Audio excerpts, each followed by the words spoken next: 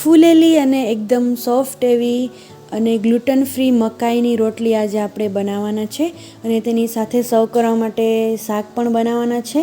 તો આખી થાળી છે આજની, એ જોવા માટે છેક સુધી વિડીયોમાં બન્યા રહેજો. સૌથી પહેલાં આપણે અહીંયા શાક બનાવી લઈશું. ખાલી 2 જ ઇન્ગ્રેડિયન્ટ્સની અહીંયા જરૂર છે, ટમેટાં અને ડુંગળી. અહીંયા 3 નંગ ટમેટાં અને 2 નંગ ડુંગળી લીધા છે અને એકદમ બારીક બારીક ચોપ કરી લીધેલા છે.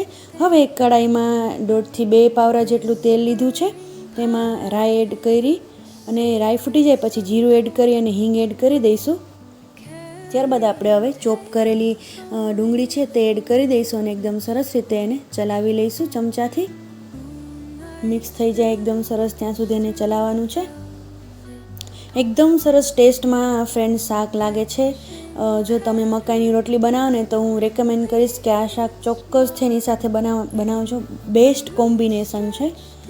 હવે ત્યારબાદ એમાં આપણે સ્વાદ અનુસાર નમક એડ કરી દઈશું. એપ્રોક્સ અડધી ચમચી જેટલું હતું.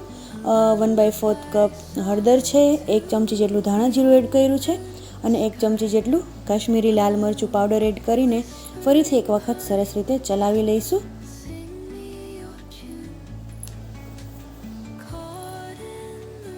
ચલાવ્યા પછી આપણે હવે એને ઢાંકી દઈશું અને 1 મિનિટ જેટલું ડુંગળી ટ્રાન્સપરન્ટ થઈ જાય ત્યાં સુધી આપણે એને ચડવા દઈશું.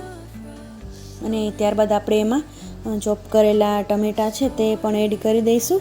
એને પણ એક વખત મિક્સ કરી અને ફરીથી ઢાંકી અને આપણે એને 1 થી 2 મિનિટ જેટલું ચડવા દેવાનું છે, જ્યાં સુધી આપણા ટમેટાં છે તે પાકી ન જાય. આપણી ડુંગળી અહીંયા છે ઓલમોસ્ટ પાકી ગઈ છે. આપણે હવે ટમેટાને એકદમ પકાવવાના છે. અહીંયા 1 થી 2 મિનિટ પછી આપણે જોઈશું તો ઓલમોસ્ટ આપણું શાક બનીને છે તે રેડી છે. એકદમ સરસ લાગે છે. અત્યારે ચોમાસાની સિઝન છે તો કોઈ શાક મળતા બી ના હોય તો તમે આવી રીતે આ શાક બનાવી શકો છો. હવે એમાં 1 ચમચા જેટલું પાણી એડ કરી અને આપણે ફરીથી અડધોથી 1 મિનિટ જેટલું એને પકાવવા દઈશું. પાણી નાખવું ઓપ્શનલ છે, પણ એ પાણી નાખવાથી આપણું શાક છે તે બેસતું નથી અને એકદમ સરસ બને છે. તો હવે અહીંયા આપણું શાક છે તે બનીને રેડી છે. એકદમ સરસ લાગે છે ટેસ્ટમાં. ફ્રેન્ડ્સ, તમે પણ ચોક્કસથી ટ્રાય કરજો. અને તમે થોડું ગળ્યું પસંદ કરતા હોય તો એમાં ખાંડ અથવા તો ગોળ એડ કરી શકો છો. મેં અહીંયા ખાંડ ગોળ કંઈ એડ કર્યું નથી. અમને આવી જ રીતે ભાવે છે. તો તમે જોઈ શકો છો, જોઈને જ મોઢામાં પાણી આવી જાય ને એટલું આપણું ટેસ્ટી યમ્મી શાક બનીને રેડી છે. ગેસની ફ્લેમ બંધ કરી દઈશું અહીંયા અને તેને ઢાંકીને સાઈડમાં રાખી દઈશું. અને હવે આપણે મકાઈની રોટલીની પ્રિપરેશન કરીશું. અહીંયા મેં 1 વાટકી છે તે મકાઈનો લોટ આવે છે, મેં ઘંટીમાંથી રેડીમેડ લીધો છે. જે ઘંટીવાળાને ત્યાં લોટ પણ મળતા હોય છે ને ત્યાંથી લીધો છે. થોડો એવો કોર્સ એવો આ લોટ છે. એને આપણે હવે ચાળી લઈશું. ચાળવું ખૂબ જરૂરી છે કેમ કે એમાં થોડો વધારાનો જે ફોતરાવાળો ભાગ હોય છે એ નીકળી જાય તેના માટે. હવે આપણે એમાં મીઠું એડ કરી દઈશું સ્વાદ અનુસાર અને અહીંયા પાણીથી આપણે સરસ એનો લોટ બાંધી દઈશું. રોટલીનો જેવો આપણે સોફ્ટ ડો બનાવીએ ને એટલો જ આ સોફ્ટ રાખવાનો છે. તો થોડું પાણી એડ કરતા જઈએ અને આપણે એકદમ સરસ રીતે મસળતા જઈ અને આપણે ડો બનાવવાનો છે.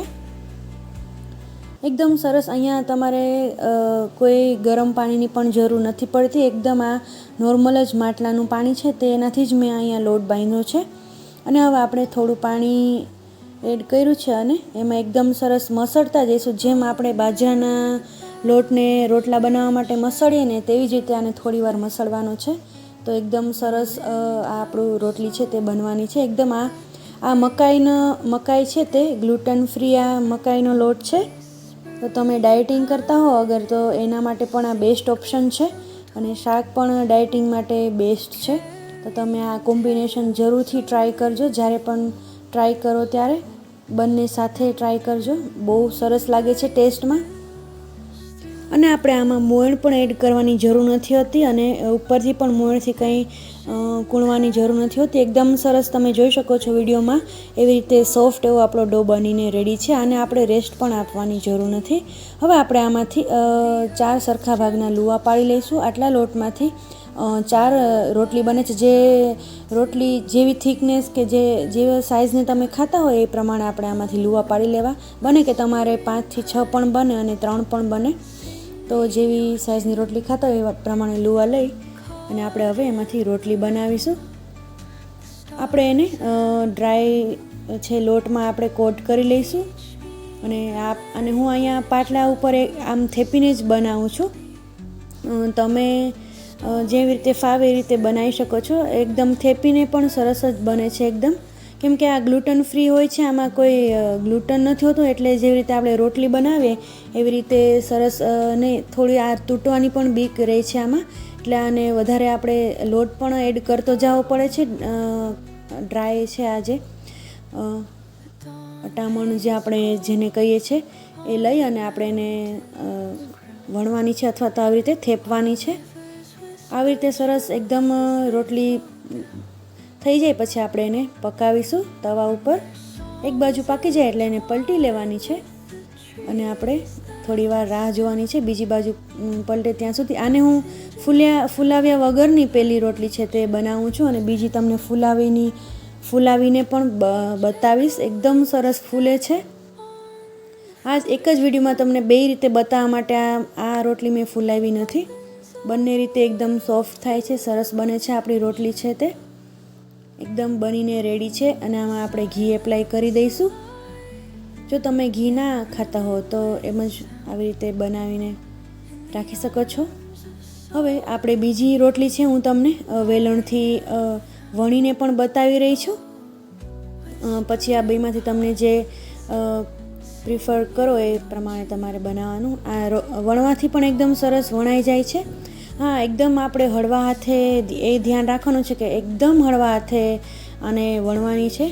અને અગર થોડું સાઈડમાંથી તૂટી કે જાય તો પાછું તમે ચિપકાવી દો ને તો એ ચીપકી પણ જાય છે અને એકદમ સરસ બને છે. આ સાઈડ્સ આપણી જે થોડી ક્રેક થઈ ગઈ છે એને પાછી સીલ કરતા જઈશું અને એકદમ વણી લઈશું. આપણી રોટલી છે તે એકદમ સરસ તમે જોઈ શકો છો. અહીંયા રોટલી આપણી બનીને રેડી થઈ ગઈ છે. એને પણ આપણે હવે પકાવી લઈશું.